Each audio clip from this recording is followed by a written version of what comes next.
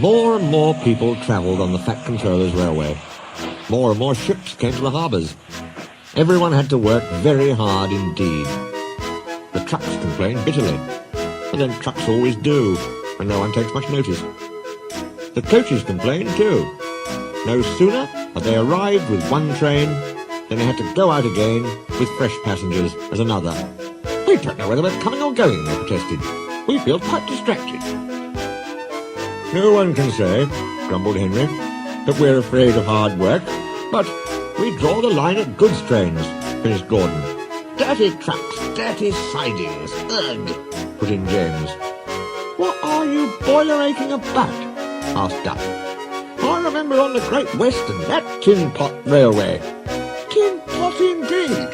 Let me tell you." "Silence," ordered a well-known voice. "Let me tell you that an engine for goods work will arrive from Scotland tomorrow." The news was received with acclamation.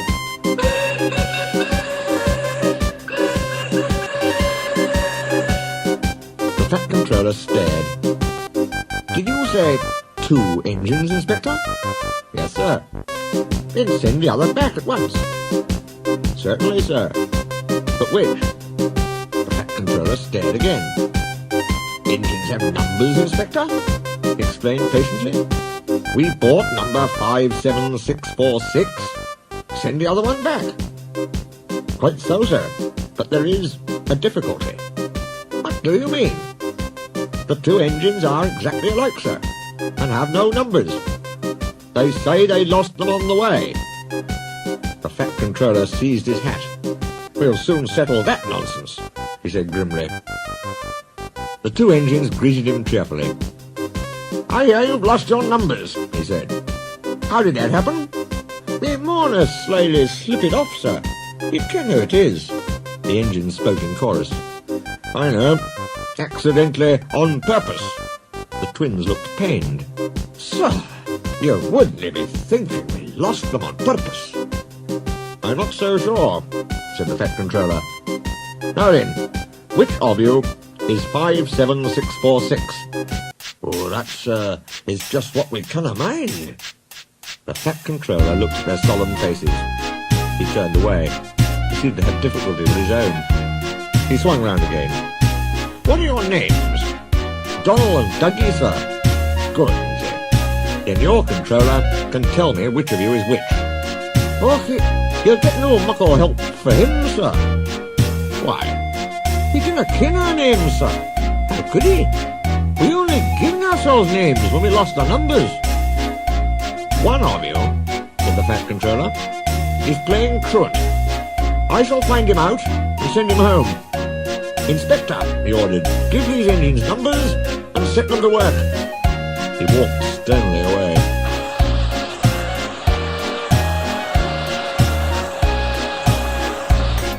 Soon workmen came to give the twins their numbers. Donald was 9 and Douglas 10. When the men went away, they were left alone in the shed. "You may have noticed, Dougie, that yon painters forgot something." "What did they forget?" "They painted braw new numbers on our tenders, but they put none on us." Donald winked broadly at his twin. "Do you mean," grinned Douglas, "that we can—" "Just that," chuckled Donald. "Would you wish?" "Yes, Inspector." "No 9 and 10, smiled the Inspector. "Here's Duck. He'll show you round before you start work." The twins enjoyed themselves and were soon friends with Duck. They didn't mind what they did. They tackled goods trains and coaches easily. For once the twins had shunted them, trucks knew better than to try any tricks. "We like it fine here," said Donald. "That's good," smiled Duck. "But take my tip. Watch out for Gordon, Henry and James. They're sure to try some nonsense." "Keep a fash yourself," chuckled Douglas. "We'll soon settle them." Donald and Douglas had deep-toned whistles. "They sound like buses," said Gordon. "Or ships," sniggered Henry. "Tugboat Annie," laughed Gordon. "Ha, ha, ha." Donald and Douglas cruised quietly up, one on each side. "You wouldn't be making fun of us, would you now?" asked Donald. Gordon and Henry jumped. They glanced nervously from side to side. No, said Gordon. No, certainly not, said Henry. That's fine, said Douglas. No, just mind the both of you, and keep it that way. That was the way Gordon and Henry kept it. Every day, punctually at 3:30, Gordon steams in with the express. It is called the Wild Nor'Wester, and is full of people from England, Wales and Scotland. There is also a special coach for passengers travelling to places on Thomas's branch line. When the other coaches are taken away empty, engines have to remember to shunt the special coach to the bay platform. It doesn't wait there long. Thomas, with Annie and Clarabel, comes hurrying from the junction to fetch it. Thomas is very proud of his special coach. One afternoon, Douglas helped Duck in the yard, while Donald waited to take a goods train to the other end of the line. As Duck was busy arranging Donald's trucks, Douglas offered to take away Gordon's coaches. Douglas was enjoying himself when an awful thought struck him. I hope the Fat Controller doesn't find out I shouldn't be here. I couldn't abide going back.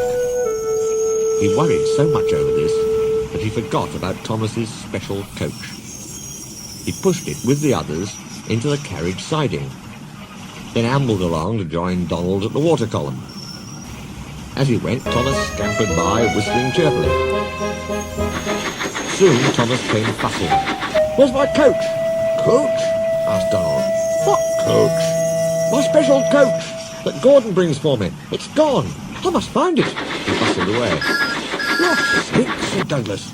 I'm on a stowed the special coach with the others. You see that? Exclaimed Donald's driver. A mob of angry passengers erupted from the siding. They're complaining to the Fat Controller.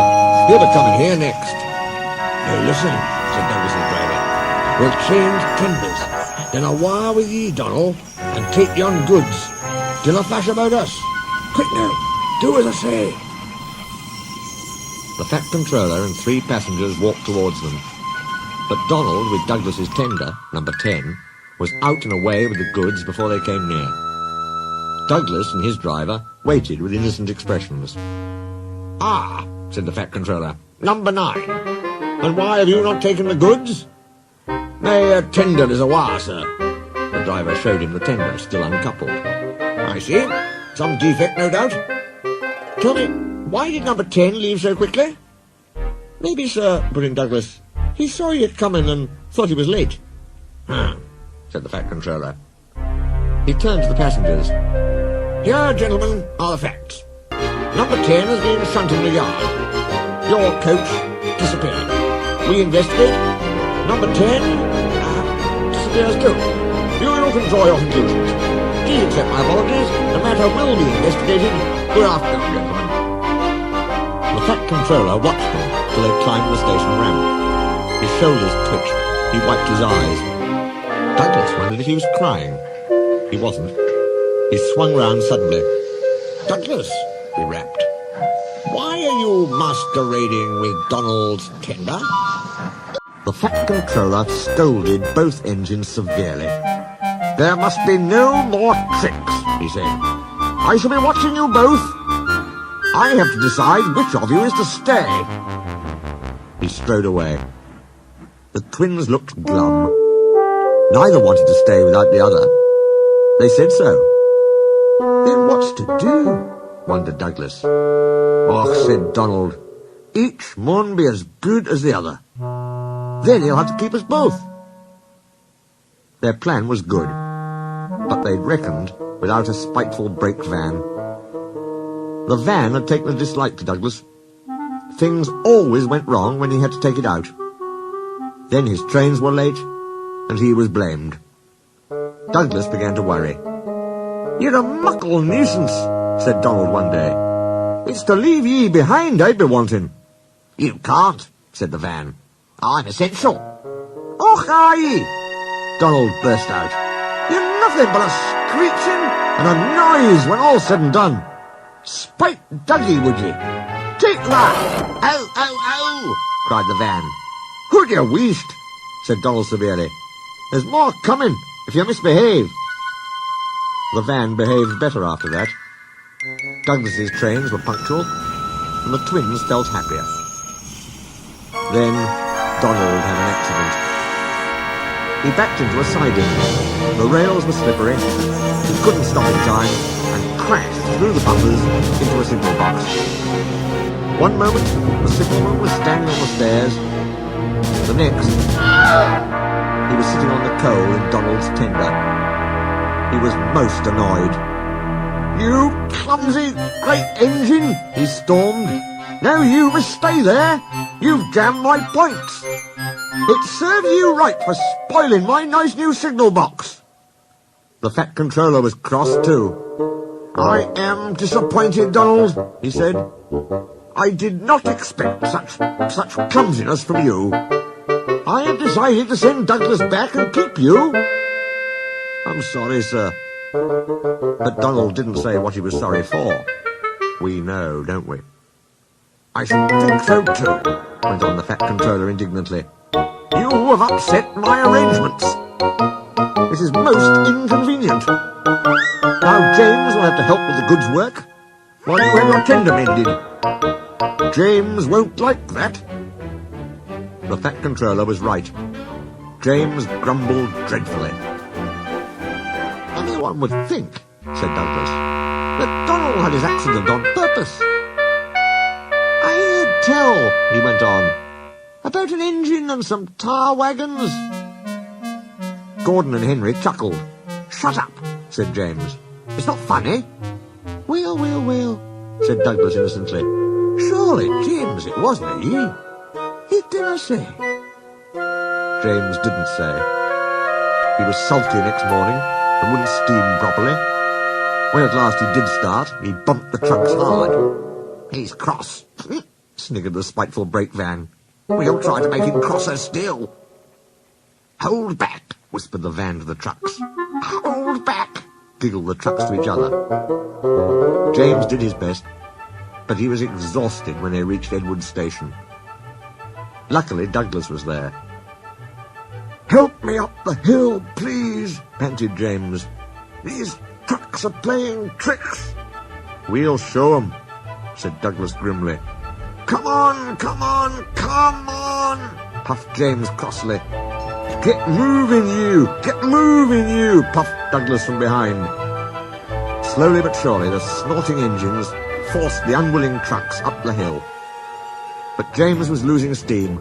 I can't do it, he panted. Leave it to me, shouted Douglas. He pushed and he puffed so furiously that sparks leapt from his funnel. Groaned the van. I wish I'd never thought of this. It was squeezed between Douglas and the trucks. Go on, it screamed, but they took no notice. The guard was anxious. Go steady, he yelled to Douglas. The van's braking.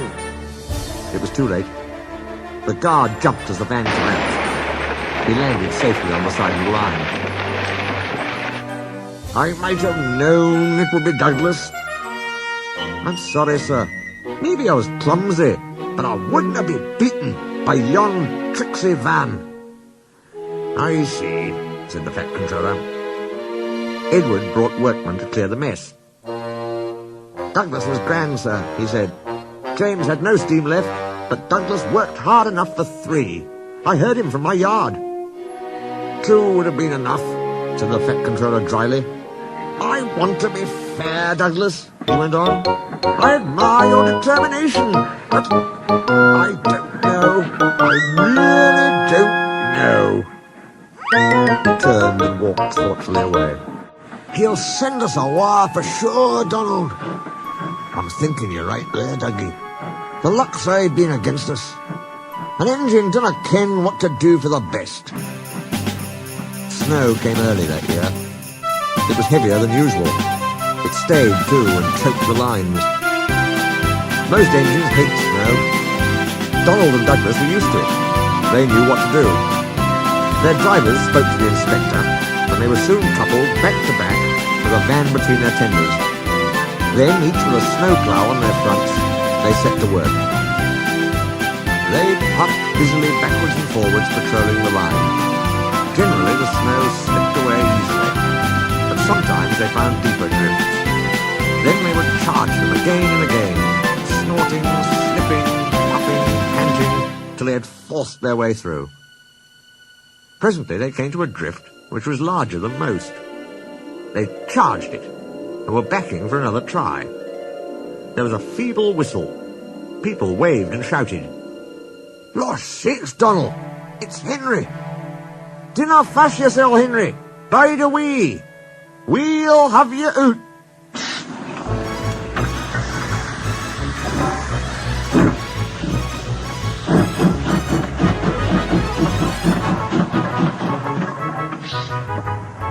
The Fat Controller was returning soon.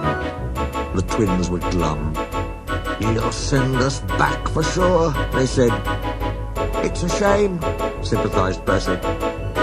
"A lot of nonsense about a signal box," grumbled Gordon. "Too many of those, if you ask me." "That brake van, too," put in James. "Good riddance, that's what I say." "They were splendid in the snow," added Henry. "It isn't fair." They all agreed that something must be done, but none knew what. One day Percy talked to Edward about it. "What you need," said Edward, "is a deputation." He explained what that was. Percy ran back quickly. "Edward says we need a depot station," he told the others. "Of course," said Gordon. "The question is..." "What is a desperation?" asked Henry. "It's when engines tell the Fat Controller something's wrong and ask him to put it right." "Did you say, tell the Fat Controller?" asked Duck thoughtfully. There was a long silence.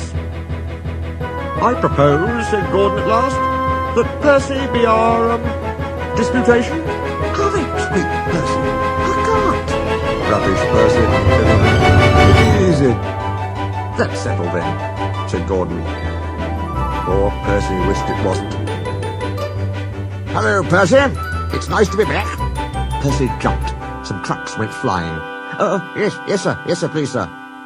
"You look nervous, Percy. What's the matter?" "Please, sir, they've made me a desperation, sir. To speak to you, sir. I don't like it, sir." The Fat Controller pondered. "Do you mean a deputation, Percy?"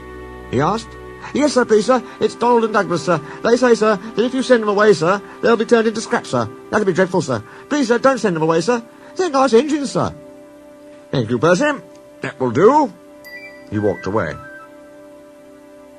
"I had a deputation yesterday," said the Fat Controller. "I understand your feelings, but I do not approve of interference." He paused impressively. "Donald and Douglas, I hear that your work in the snow was good. What colour paint would you like?" The twins were surprised. "Oh, blue, sir, please." "Very well, but your names will be painted on you. We'll have no more mistakes." "Finally, sir. Does this mean that the both of us..." The Fat Controller smiled. "It means..." But the rest of his speech was drowned in a delighted chorus of cheers and whistles